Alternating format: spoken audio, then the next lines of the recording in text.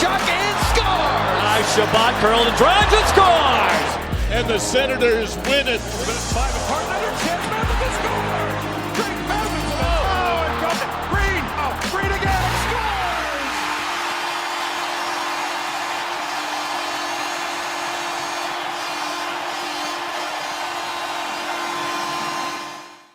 Welcome to Sens Talk. My name is Brandon, and I'm your host. Now, before we get started, please follow me on Twitter at @SensTalk_, and on Instagram at SensTalk.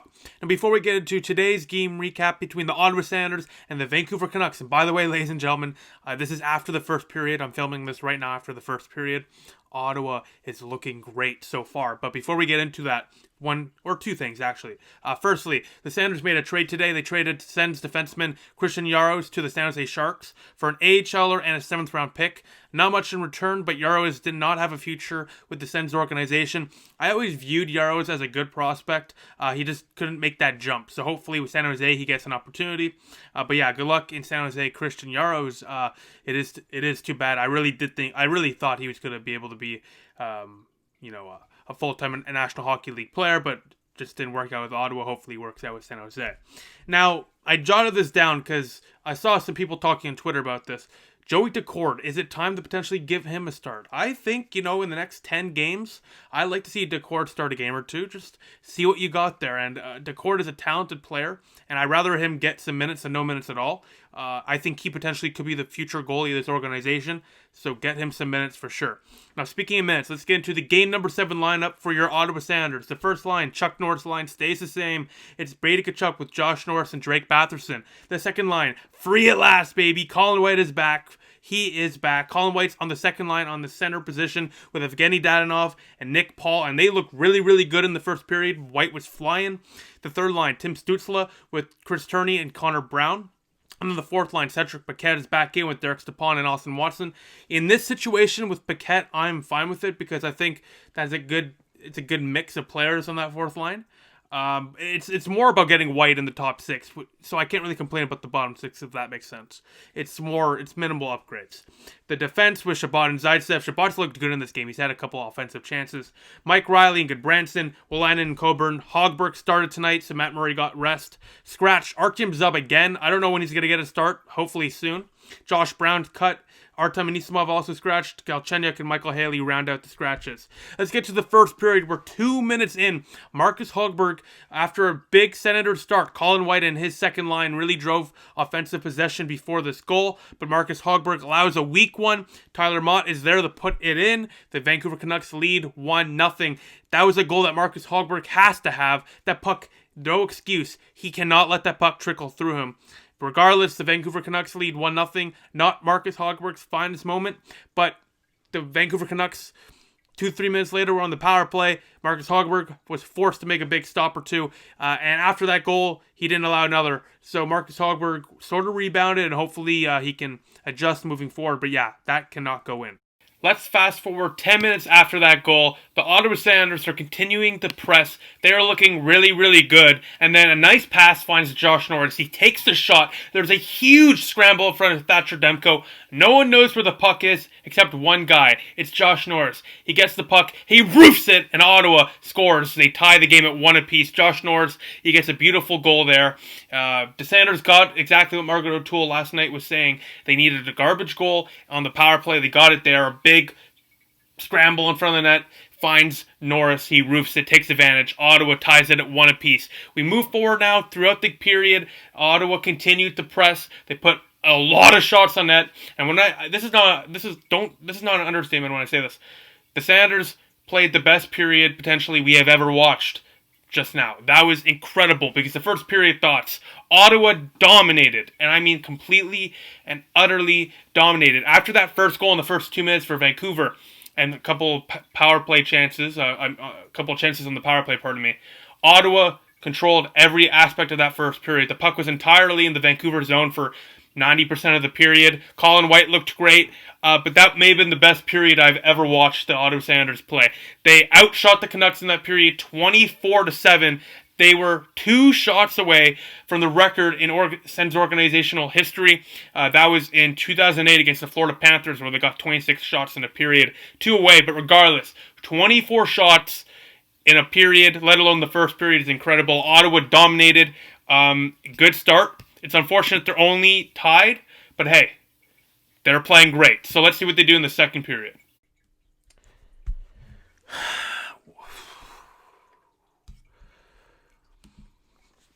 That was an utter joke. Complete and utter joke.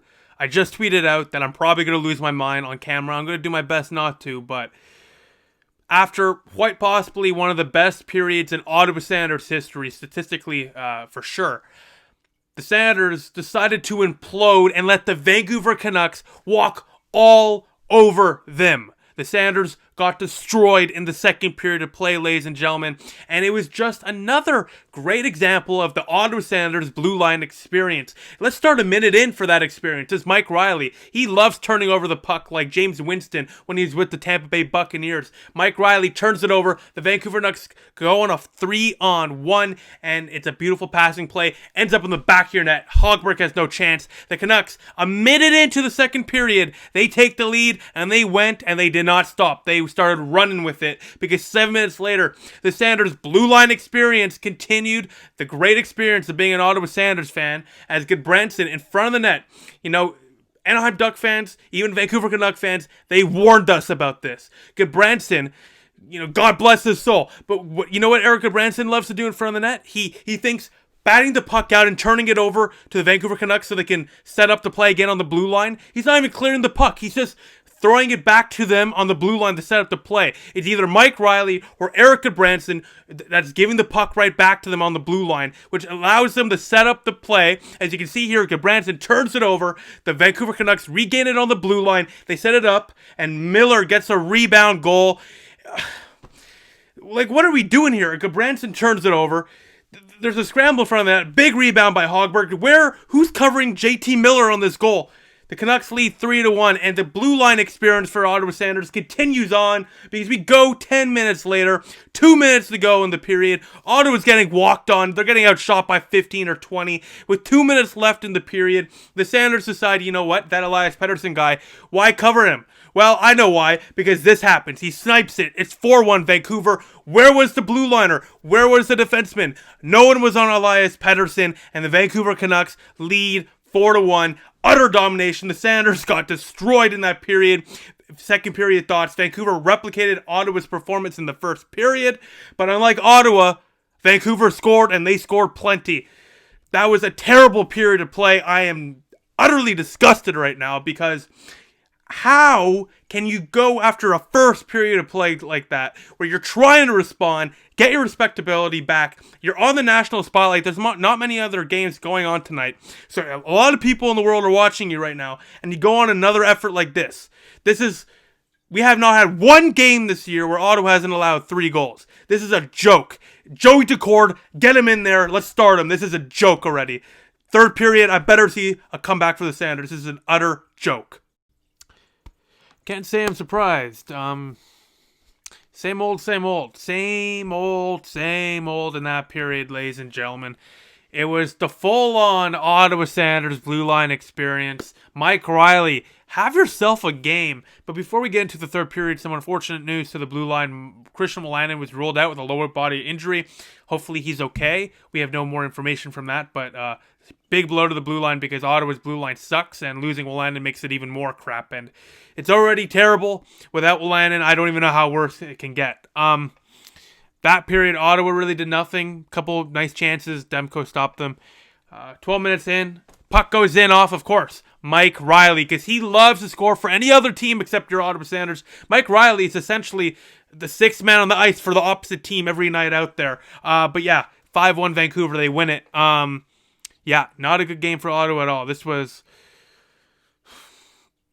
just, like, these videos I love doing these videos. I love you guys. Thank you so much for the support. But these videos take like 4 or 5 hours to prep and film and then edit. And I love doing it. But it would be fun if Ottawa was just good. Like, they're not even making it fun to watch. Like, this is just terrible. And through the last 3 years, we've faced a lot of terrible Ottawa Senators teams. I have not seen a defense group this bad in a long time. This is just terrible. Goodbranson has looked has been regressing since the minute the puck dropped on opening night. Mike Riley has seriously regressed compared to last season. Give Artyom Zub a chance. Let's switch it up. This is terrible. Shots on goal. Ottawa dominated in the final shots goal, 43-35, thanks to outshooting Vancouver by a lot in the first period.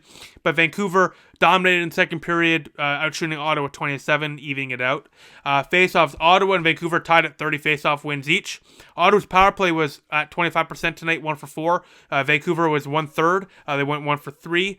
Hits was 25-16 in favor of the Ottawa Senators. So let's get to the Sens Stock Star of the Night, voted by you, the fans. And actually, unlike last game, there are some people, or some players, that should get recognition in this game, because Ottawa played well in the first period anyways, and then their defense decided to implode and to actually, frankly, score on themselves. Mike Riley has scored more goals on the Ottawa Senators, or has been a part of more goals against the Ottawa Senators than for the Ottawa Senators. Cut Mike Riley, bench Mike Riley, I don't care, but he was terrible tonight, and he needs to be held accountable because he has had a piss-poor effort throughout the season, and he's been in every single lineup. Meanwhile, Landon scratched. You're seeing Colin White scratched. Time to scratch Mike Riley. Send a message to the veterans, DJ Smith, for the first time in your career. Now let's get to the Sens Stock Star of the Night, voted by you, the fans. I posted this at 10:35. It's now 10:45. It's been 10 minutes. We have 85 votes. It's a good amount of votes. It's a good portion of the vote, and we have a good percentage for each ranking. So let's get to the 4-star night with 2% of the vote. Brady Tkachuk. He had some nice chances. He is always one of the best players on the ice. He had a good game. 3rd star, 6% of the vote. Evgeny Dadonov. He had a couple nice chances, a couple nice moves, and I thought he was active tonight. That power play looked good, and a good reason for that was because of Evgeny Dadonov. The 2nd star with 39% of the vote. He finally returns, free at last. Colin White. He is back. 2nd star of the night. He had a good game. Had like 7 shots on goal, I believe. He was good. 1st star with 53% of the vote, and the lone goal on the night for your Ottawa Senators, it was number 9, Josh Norris. He's your Sens Stock Star of the Night with 53% of the vote. Yes, ladies and gentlemen, Josh Norris had a good game, but the Ottawa Senators blue line did not. They lose this one. The Senators lose this one, 5-1. The next game, yes, they're playing again tomorrow night against the Vancouver Canucks at 10 p.m. Eastern Time, which means we'll have a video on Friday, but yeah, Sens are playing again in less than 24 hours, so buckle yourself up. Let's get ready for another road of heartbreak. Now, besides that, thank you all for watching. Sens lose 5-1. Comment below what you think. What would you do? How would you fix the situation? Because I'm out of ideas. I don't know what to do. Throw Artyom Zub in there, I guess. I don't know what to do. Get Joey Daccord in there, too. That's for sure. But besides that, thank you for watching. Please follow us on Twitter at Senstock_ and on Instagram at Senstock. Like this video. Share this video with your circle stuff. And please click the big round button down there and subscribe to us. And most importantly, turn the notification bell on so you get notified whenever we upload a new video. Besides that, I will see you Friday after the Sens take on the Vancouver Canucks on Thursday at 10 p.m. Eastern Time. Besides that, I'll see you then. Go Sens, go.